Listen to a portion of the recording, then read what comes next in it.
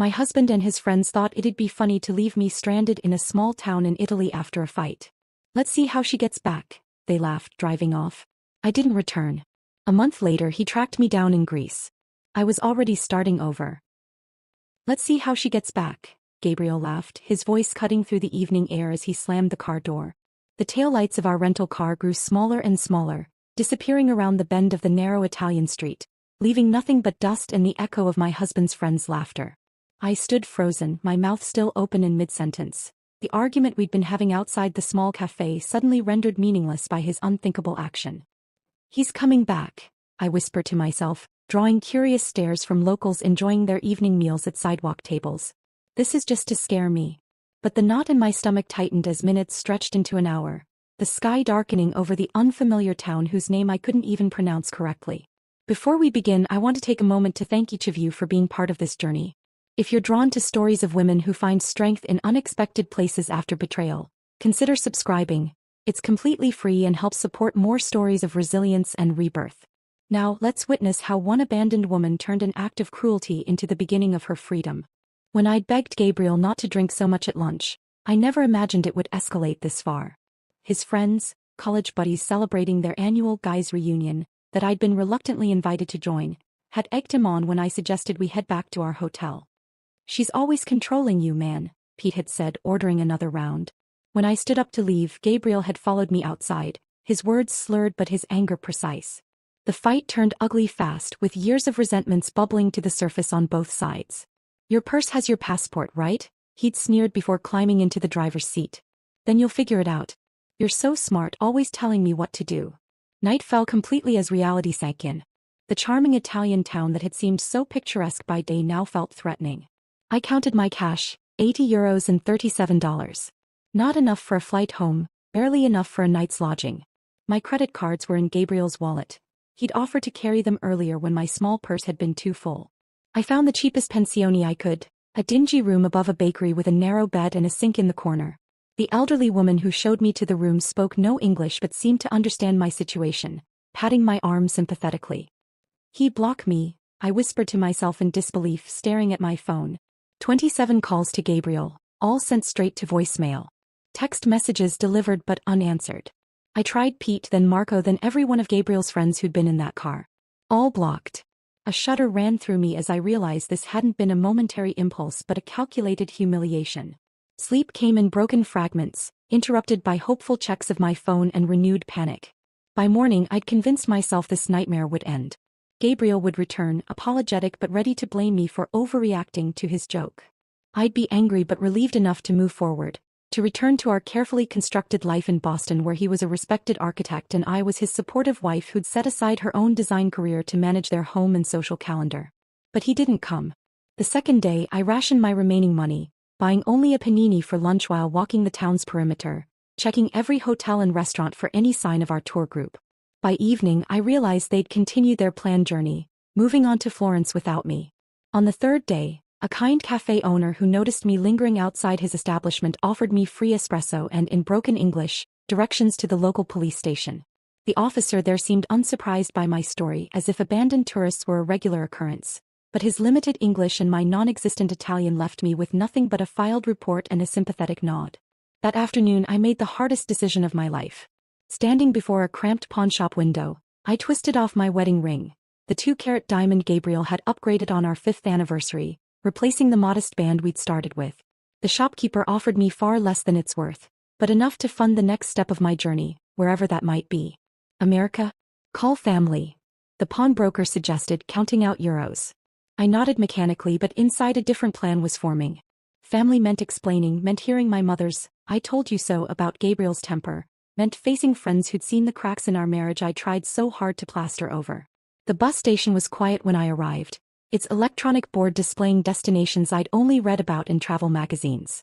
An overnight bus to Rome connected to ferries, to other buses, to places where Gabriel and his friends wouldn't think to look for me if they ever bothered to try.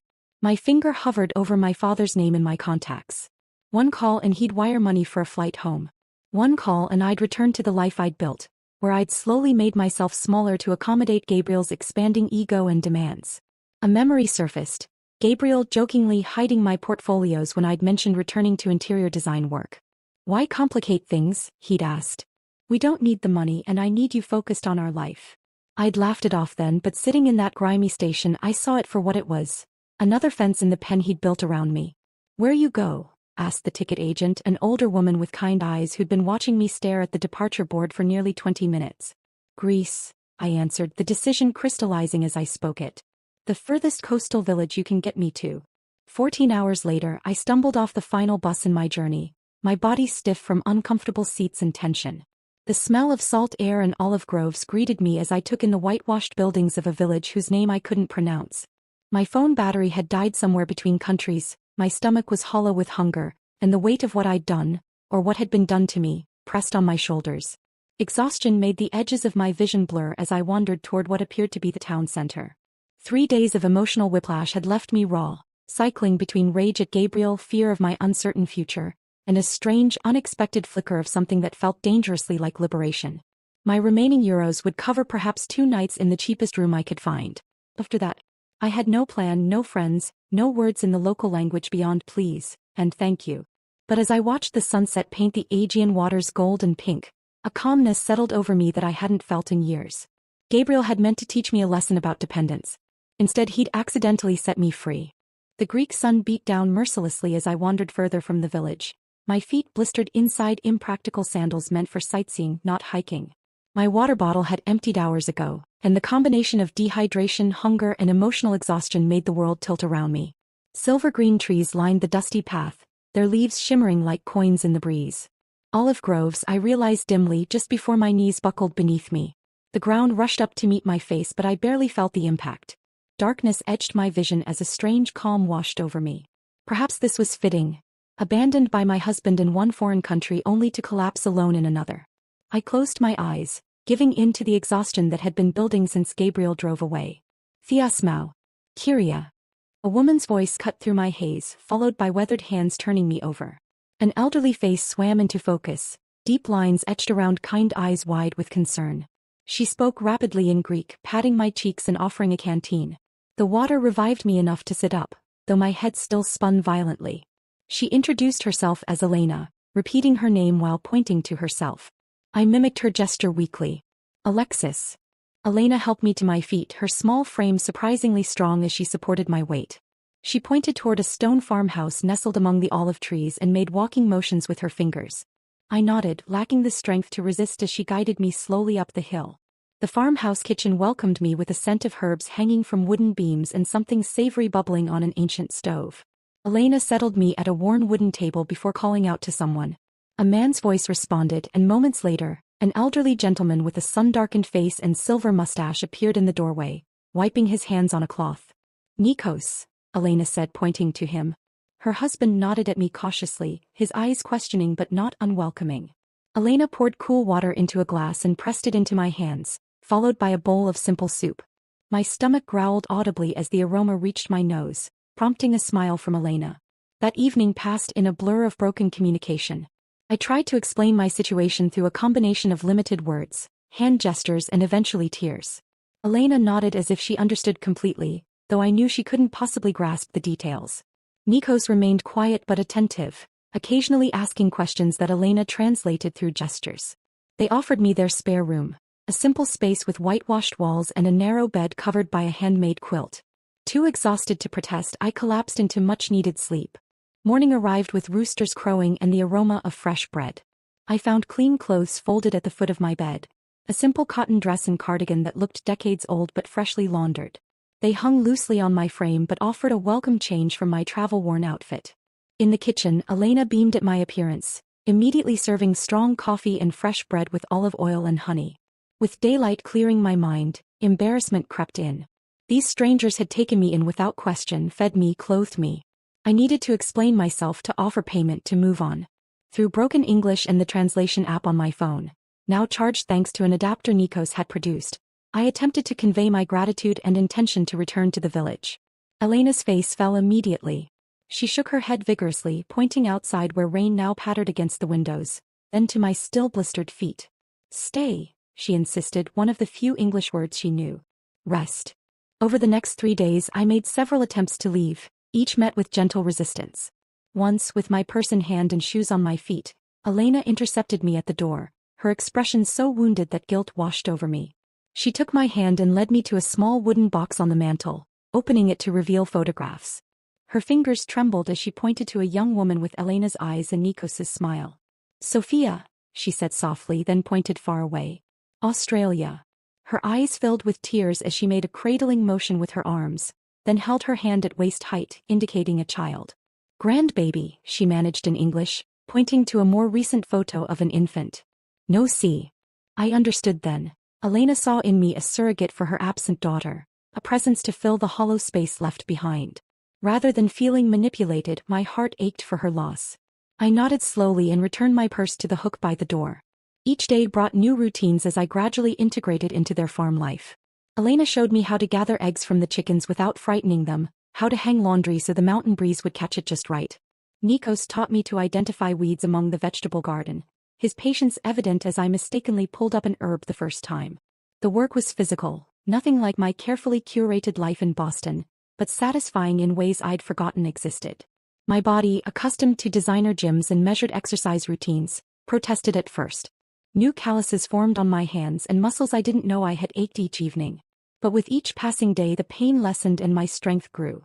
More importantly, the constant mental cycling through my abandonment began to quiet, replaced by the simpler concerns of farm tasks and language learning. At night, sitting on the small porch while Elena knitted and Nikos smoked his pipe, I found myself experiencing moments of peace. The betrayal still cut deep, but here, surrounded by ancient olive trees and the rhythm of rural life, it began to feel less like the end of my story and more like an unexpected chapter. 2 weeks after my arrival, Elena sat beside me as we shelled peas from the garden. She studied my face, her expression thoughtful before asking slowly in her improving English, "Home? You want go home?" She made a plain motion with her hand, then pointed toward America. The question hit me with unexpected force. Home. The word conjured our sleek Boston brownstone with its designer furniture and carefully coordinated decor. It also brought Gabriel's controlling behavior into sharp focus. His helpful management of our finances that left me without independent access. His subtle discouragement of my friendships, his dismissive attitude toward my career aspirations. Tears spilled down my cheeks as words poured out in a language Elena couldn't fully understand, but emotions that transcended the barrier. I told her about Gabriel's betrayal, about years of slowly surrendering pieces of myself to keep peace, about the humiliation of being abandoned like unwanted baggage in a foreign country. Elena's weathered hand covered mine as I spoke. When I finished, she pointed to her heart, then to the farm around us and finally to me. The message was clear. I had a place here if I wanted it. "Work," I said carefully, mimicking Nikos tending the olive trees. "I stay, I work." Elena's smile bloomed like the sunrise over the Aegean. She nodded, squeezing my hand before returning to the peas as if we'd just agreed to something as simple as tomorrow's menu rather than a complete redirection of my life. My decision to stay marked the beginning of my education in olive farming. The very next morning, Elena shook me awake while stars still dotted the sky, handing me work clothes and sturdy boots that had belonged to Sophia. Half asleep, I followed her and Nikos to the grove where the first hint of dawn barely illuminated the ancient trees. "Elis," Elena said, pointing to the fruit-laden branches. She demonstrated the proper technique, gently combing the branches with wooden rakes to release the olives onto nets spread below. My first attempt sent twigs and leaves showering down along with precious few olives, earning me a patient correction from Nikos. By mid-morning, the sun blazing overhead, my shoulders burned with exertion, and my city-soft hands had developed their first blisters. "Boston lady hands," Elena teased gently, examining my palms at lunch break. She disappeared into the house, returning with a homemade salve that smelled of herbs and beeswax. The cooling relief was immediate as she spread it across my raw skin. "Tomorrow better," she promised, and surprisingly she was right. Each day brought improvement.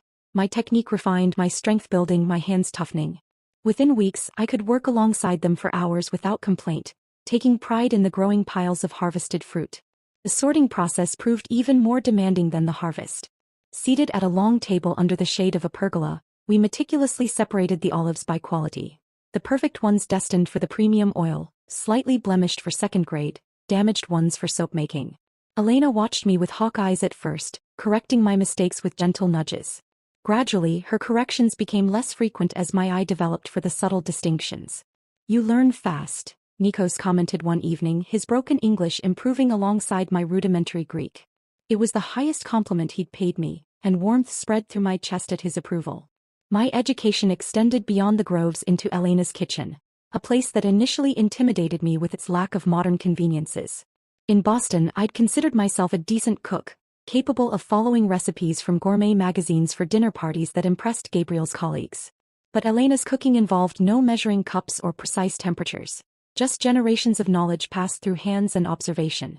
"Watch," she'd say, kneading dough for bread with practiced motions. I'd mimic her movements, failing spectacularly at first. My initial loaves emerged from the outdoor stone oven misshapen and either underbaked or burnt beyond recognition. "Practice," Elena encouraged, breaking apart even my worst attempts to taste them. "All learning is waste." Her acceptance of imperfection struck me as revolutionary. In my previous life, mistakes had been something to hide, not stepping stones to mastery. The simplicity of their meals revealed how processed my American diet had been.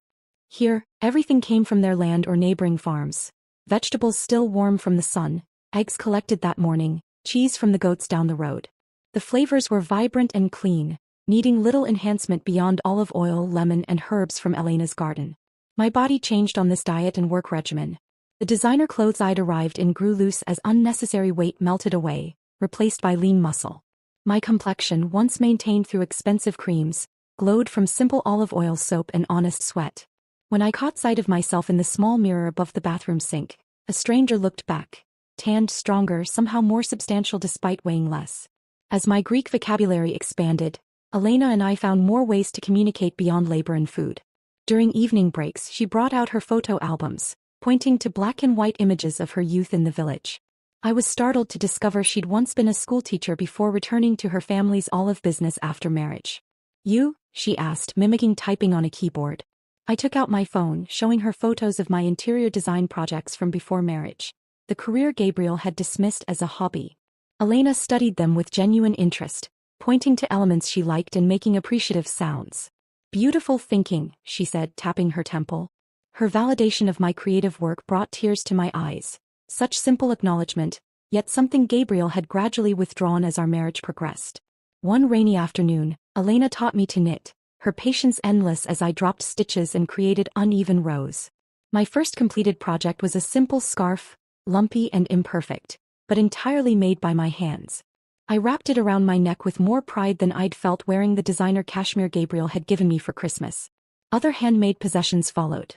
A clay mug formed under Nikos's guidance, a woven basket I learned to make from a neighbor. Each item represented hours of learning and connection, carrying stories that no purchased luxury ever could. My collection grew as my attachment to material perfection diminished. After 3 months of working without compensation beyond room and board, Elena approached me one morning with Nikos at her side. They led me to the small building where they pressed and bottled their olive oil, showing me the modest inventory they produced from our harvest. "Market day," Elena announced, pointing to the calendar. "You come." The village market bustled with activity, farmers and artisans displaying their goods while locals and the occasional tourist browsed among the stalls. Elena and Nikos set up their simple table, arranging bottles of golden green oil alongside olive soap and jars of preserved olives. To my surprise, they positioned me at the front of the table, encouraging me to speak with customers. My broken Greek and their limited English created moments of confusion and laughter, but sales steadily accumulated throughout the day. As the market closed, Elena handed me an envelope containing euros. "Your part," she said simply. "Fair work, fair pay." I stared at the modest sum, perhaps enough for a single meal at the restaurants Gabriel and I had frequented. Yet this money represented something I hadn't possessed in years. Independence earned through my own labor. No strings attached, no subtle expectations of gratitude or compliance. Just fair compensation for honest work. That night, I placed the envelope under my pillow, occasionally reaching to touch it as if to confirm its reality. In our decade of marriage, Gabriel had gradually taken control of our finances, to simplify things, leaving me with credit cards linked to accounts he monitored. This small stack of euros represented the first step toward rebuilding a life that belonged fully to me. As I drifted toward sleep, I realized I hadn't thought about Gabriel at all during market day, my mind too occupied with Greek phrases for transactions and pride in our products. The space he'd occupied in my thoughts had shrunk, replaced by olive groves, kitchen lessons, and the growing certainty that I was capable of far more than he had ever allowed me to believe. The following week, Elena and Nikos invited me to join them for dinner at the taverna in the village square, a first since my arrival. Dressed in a borrowed blouse from Elena, I felt a nervous flutter as we entered the bustling establishment. The owner, Stavros, greeted the couple with enthusiastic embraces before turning curious eyes to me. "Our American," Elena said proudly in Greek, a phrase I'd learned to recognize. Stavros smiled warmly, ushering us to what was clearly their regular table. Over plates of grilled fish and village wine, Nikos cleared his throat and spoke in careful English. "Alexis, we want talk business with you." His seriousness caught me off guard. Had I made some mistake? Was it time for me to move on? Elena reached across the table, patting my hand reassuringly before continuing where her husband left off. "We old now. 68, 70 years." She pointed between herself and Nikos. "No children here. Sophia not coming back." Nikos nodded solemnly. "We think, retire soon. 2-3 years. But olive trees." He made a sweeping gesture. 200 years old. "Neat young hands." My breath caught as I began to understand. Elena smiled, her eyes crinkling at the corners. "You learn fast. Work hard. We teach everything." Then, she spread her hands as if offering something. "Business yours." The proposition stunned me. They barely knew me, a foreigner who'd stumbled into their lives just months ago. Yet here they were, offering a future I hadn't dared imagine. "But I don't know enough," I stammered. "The trees, the pressing, the business side." "You learn," Nikos said firmly. "We teach. No rush." That night marked the beginning of my true apprenticeship. No longer just an extra pair of hands, I became heir to generations of knowledge.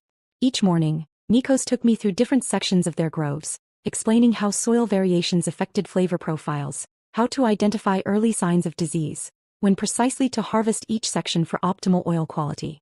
Elena focused on teaching me the business records, a combination of handwritten ledgers and basic computer spreadsheets their grandson had set up during a holiday visit years ago. Her method of tracking expenses and income was functional but outdated. Seeing an opportunity to contribute beyond physical labor, I spent evenings updating their systems, creating digital records that made inventory and sales tracking simpler. "Look," I showed Elena one night, demonstrating how to filter the spreadsheet to show which oil varieties sold best at which markets. Her eyes widened as patterns emerged from the numbers. "Smart," she nodded approvingly. "Boston lady brain good for business." With their blessing, I began implementing small marketing improvements. Our hand-labeled bottles received updated tags with information about flavor profiles and food pairings, knowledge I'd gleaned from countless cooking lessons with Elena. I created a simple brochure about their traditional methods, answering the questions tourists frequently asked at our market stand. My improving Greek helped forge connections beyond Elena and Nikos's immediate circle. The pharmacist who provided Elena's blood pressure medication began stopping by our market stall for conversations that extended beyond transactions. The baker's wife invited me to join her weekly coffee gathering with other village women, an intimidating but invaluable immersion in local language and customs.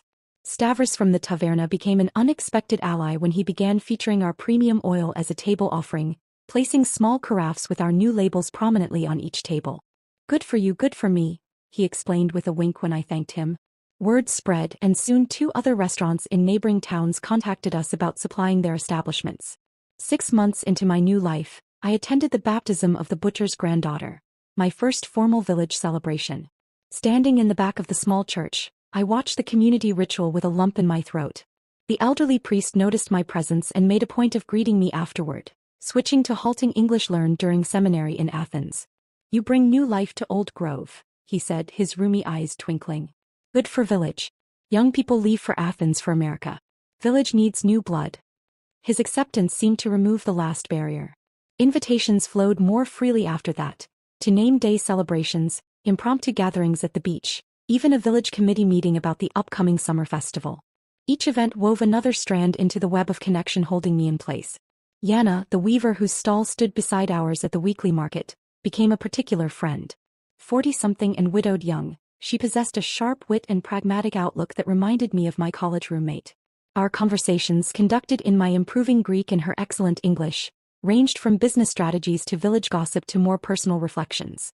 "You never speak of America," she observed one quiet afternoon as we packed up our unsold goods. "Family there? Friends?" The question pierced me unexpectedly. I'd grown so focused on building my new life that I'd pushed thoughts of my old one aside. "My parents died years ago. A few friends, but..." I trailed off, realizing how Gabriel had gradually isolated me from my support network, always finding reasons why my college friends were problematic or work colleagues using me? Yana nodded knowingly. The husband who left you in Italy. You never say his name. Gabriel, I said, the syllables feeling foreign on my tongue after months of silence. His name is Gabriel. And he never searched for you? Her directness was refreshing after months of Elena and Nikos's gentle avoidance of the topic. I don't know, I admitted. I haven't checked my phone. I gestured vaguely.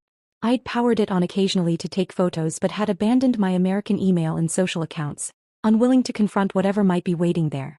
Yana's raised eyebrow challenged me. Perhaps time to look. Not for him, for you. To close the door properly.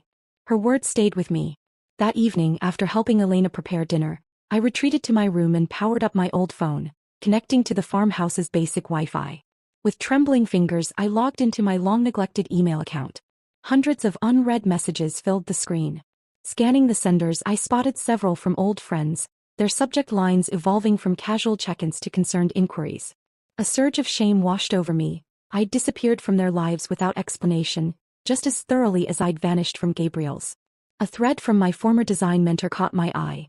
Job opportunity followed by increasingly urgent follow-ups. Opening it revealed she'd recommended me for a remote consulting position with a sustainable building materials company. The final email, dated just 2 weeks earlier, indicated the position was still open if I was interested. Before I could consider this unexpected bridge to my former life, another email sender froze my fingers on the screen. Gabriel Davis with the subject line, "I know where you are."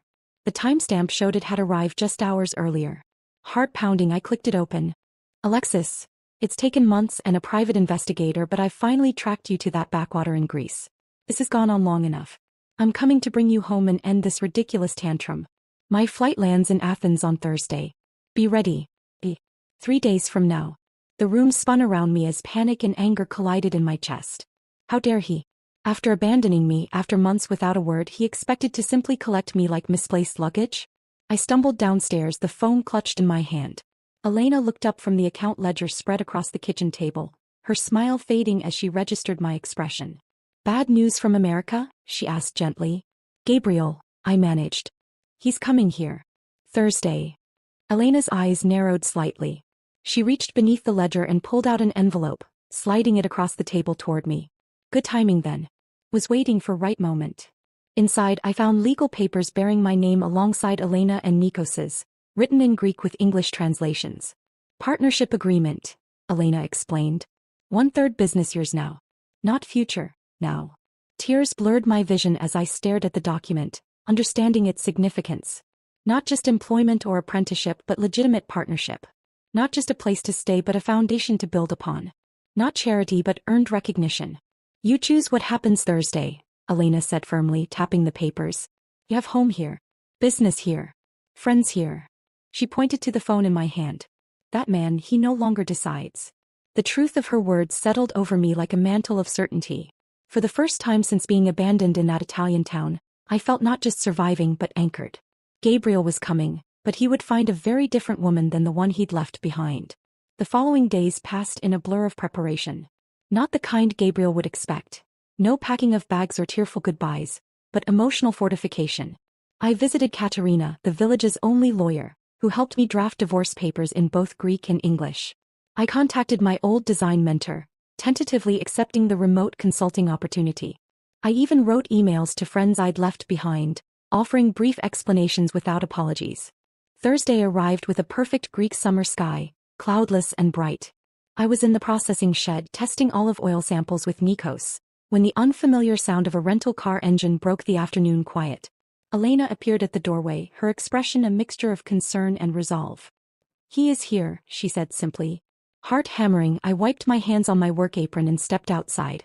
Gabriel stood beside a sleek silver sedan, designer sunglasses perched on his perfectly coiffed hair, examining the humble farmhouse with visible distaste. He wore the casual but expensive travel outfit I recognized from countless business trips, tailored chinos and a button-down that probably cost more than a week's profit from our olive oil. He didn't notice me at first, giving me precious seconds to steady myself. This man who had once been the center of my universe now looked somehow smaller, less substantial against the backdrop of ancient olive trees and weathered stone buildings that had become my home. "Gabriel," I called, my voice calmer than expected. He turned, and the shock that registered on his face was almost comical. His eyes traveled from my work boots to my sun-browned arms, lingering on my unstyled hair pulled back in a simple kerchief. I watched recognition battle with disbelief across his features. My God, Alexis, what happened to you? The familiar disapproving tone that once would have sent me scrambling to fix whatever he found lacking now merely washed over me like a wave against rock. Life happened, I replied, taking measured steps toward him. What are you doing here, Gabriel? He removed his sunglasses, his practiced charm sliding into place as he extended his arms. I've come to take you home, of course. This has gone on long enough, don't you think? Whatever point you were trying to make. This isn't about making a point, I interrupted, stopping well outside his reach. This is about making a life. His smile faltered. Behind me, I heard the quiet shuffling of Elena and Nikos emerging from the house. Though they couldn't understand our words, they positioned themselves within view, silent guardians ready to intervene if needed. Gabriel noticed them, his expression hardening. Are these the people you've been staying with? Have they been holding you here? Because if so, they've been teaching me, I cut in. About olive farming. About community. About kindness without conditions. I gestured toward the groves surrounding us. I'm part owner now. I have a business here. Disbelief crossed his face, followed quickly by the condescension I knew all too well. A business? Alexis, be serious. You're a designer, not a farmer. This is, what, some eat pray love phase after our fight? I admit I shouldn't have left you in Italy. It was a stupid, drunken mistake. I've apologized. Now it's time to come home. You've apologized? I echoed. When? In what universe does tracking me down and demanding I return count as an apology? His jaw tightened, the charm evaporating. Fine. I'm sorry I left you in Italy. It was immature and wrong. Is that what you want to hear? Can we move past this now? Why did you even look for me, Gabriel? It's been months. Why now? He shifted uncomfortably, glancing at the elderly couple watching us intently.